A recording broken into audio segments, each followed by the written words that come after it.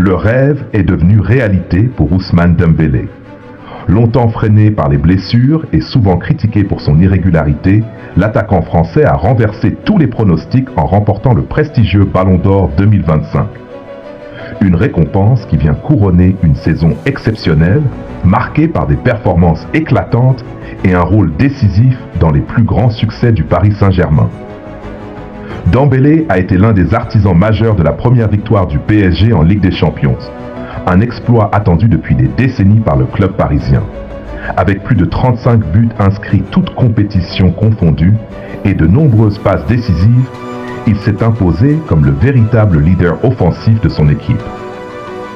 Au-delà des statistiques, c'est surtout son influence dans les moments clés qui a marqué les esprits. Buteur décisif en demi-finale, homme providentiel en finale et moteur dans les succès nationaux avec un nouveau titre de Ligue 1 et une Coupe de France. La concurrence était pourtant féroce.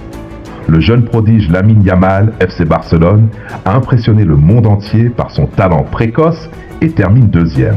Son père a même parlé d'une injustice morale, tant son fils a brillé cette saison. Quant au Portugais Vitinha, lui aussi pilier du PSG, il complète le podium après une saison de haut niveau.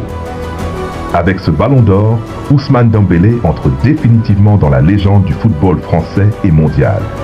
De joueur fragile à champion incontesté, il incarne un parcours de persévérance et de renaissance.